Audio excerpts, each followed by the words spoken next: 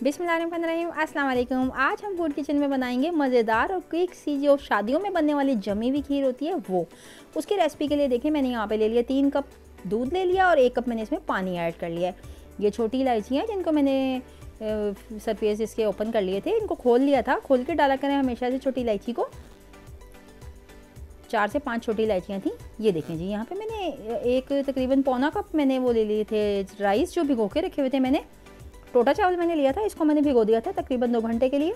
तो इसको मैंने इसमें ऐड कर देंगे हम इसको और इसको पकाएंगे उस वक्त तक जब तक ये बॉयल ना आ जाए। ढक्कन ढक के पकाएंगे हम इसको। अगर आपकी यानी कि बर्तन डीप ना हो तो फिर आप ढक्कन ढक के ना पकाइएगा।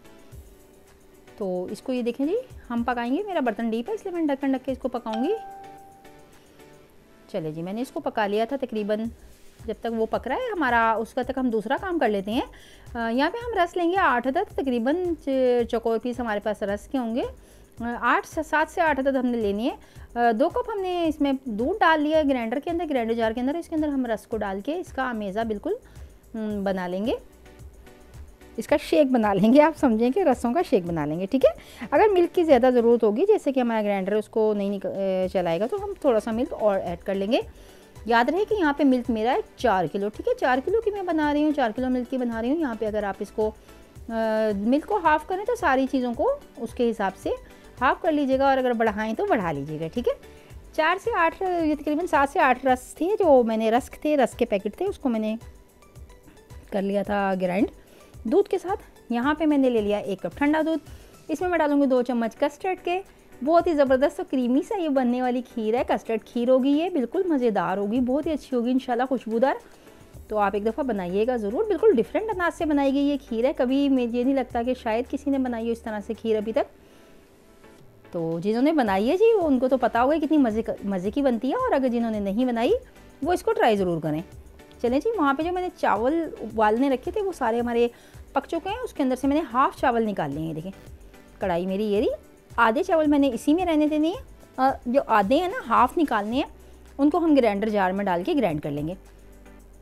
तो और बाकी जो है इधर ही इसी में कढ़ाई के अंदर ही स्पून की मदद से या आप किसी भी यानी कि घोटने वाली चीज़ की मदद से इसको घोट के बराबर कर सकते हैं। घोटना भी लाजमी होता है। तो रेसिपी क्योंकि मैंने क्विक बनानी है इसलिए मैंने इसको बहुत मेहनत और झंझट वाला नहीं बनाना। ये देखें, ये मैंने यहाँ पे ग्राइंड कर लिए थे, आधे मैंने इसलिए ग्राइंड कर लिए हैं। जल्दी जल्दी बनेगी और बहुत क्रीमी बनेगी, थिक बनेगी, मज़ेदार और खुशबूदार बनेगी इंशाल्लाह ताला। ये जो टेक्सचर मैंने तैयार किया था, आधा चावल निकाल के और उसको मैंने ग्राइंडर में ग्राइंड कर लिया था। एक समोसा पेस्ट बन के सामने आ गया, वो हम इसके अंदर डाल देंगे। थोड़ा सा इसको मैश कर लेंगे हम। अपना हमारा जो स्पून है वही इस तरीके का है कि घुटने टाइप है, हम उसी की मदद से इसको मैश कर रहे हैं। तो इसको मैं थोड़ा सा चला लूँ, 5-7 मिनट इसको हम मैश कर लें। जो इसमें दानेदार था चावल वो भी हम इसको मैश कर लें, फिर हम इसके अंदर दूध डाल देंगे। ये देखिए जी, मैंने पका लिया था, दूध डाल दिया मैंने यहाँ पे जो बाकी बचा हुआ था, ठीक है। 4 किलो दूध था। 4 किलो दूध में से मैंने 3 कप मैंने यहाँ पे यूज़ किया था, और 2 कप मैंने रस को चलाने के लिए यूज़ किया था। 1 कप मैंने उधर यूज़ किया था कस्टर्ड पाउडर में, और 1 कप मैंने अलहदा निकाल के रखा है। अभी बताती हूँ उसको मैंने कहाँ यूज़ किया है। बाकी हमने इसमें डाल दिया। अब इसको अच्छे तरीके से चलाना ही काम है। आपने चूल्हा बीच में नीचे हीट अपनी जो है मीडियम रखनी है। ये ले जी, वो 1 कप मैंने जो अलहदा से निकाला था दूध, इसमें हमने डाल दिया है ड्राई मिल्क 4 चम्मच। क्योंकि यहाँ पे हम कोई खोया या कंडेंस मिल्क या कोई ऐसी चीज़ें एक्सपेंसिव यूज़ नहीं कर रहे हैं, इसलिए हम इसके अंदर सूखा दूध तो यूज़ करेंगे जो ड्राई मिल्क होता है, ठीक है। नीडो का लिया था मैंने, आपका जो दिल चाह लीजिएगा।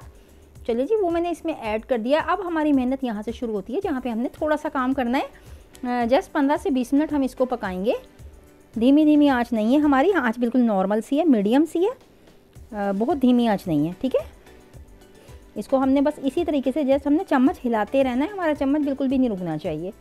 तो यहाँ पर अब हम डाल देंगे इसमें ये जो हमने रस डाल के बैटर बनाया था, ठीक है। 7-8 मैंने रस लिए थे, नॉर्मल साइज़ के थे, बहुत बड़े बड़े नहीं थे रस, वरना फिर रसों का ही टेस्ट आएगा इसके अंदर। नॉर्मल छोटे साइज़ के रस लीजिएगा 4 किलो दूध के लिए, और अगर दूध आपका कम हो तो फिर इसको कम कर दीजिएगा।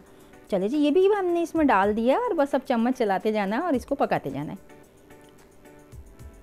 अच्छे तरीके से साफ़ कर लेंगे अपने बाउल को हम। चम्मच मुसलसल हमारा चल रहा है। चम्मच खीर में, किसी भी किस्म की खीर पकाई जाए उसमें चम्मच बिल्कुल भी नहीं रोका जाता। अगर आप इस पॉइंट पे इसका चम्मच रोक देंगे तो ये नीचे लग जाएगी और जायका बहुत ज़्यादा बुरा हो जाएगा। चलिए जी, इसको पकते हुए हो गए हैं, देखें आपके सामने है बिल्कुल, इसको पकते हुए हो गए हैं तकरीबन 10 से 15 मिनट। 10-15 मिनट में कितनी थिकनेस आ गई है इसके अंदर, माशाल्लाह से गुड लुकिंग भी लग रही है।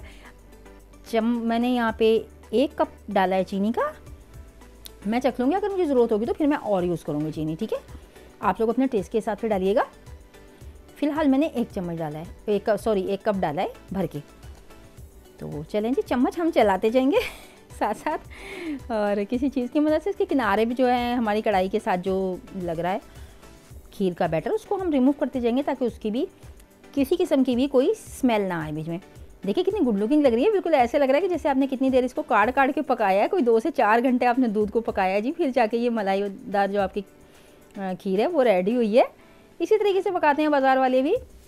कस्टर्ड यहाँ पे मैंने जो कि 2 चम्मच लिया था, मेरा ये था वनीला का। आपका जो यानी कि आपके पास जो हो वही थोड़ा सा यूज़ कर लीजिएगा, अच्छे से टेक्सचर, अच्छी से खुशबू लेके आएगा।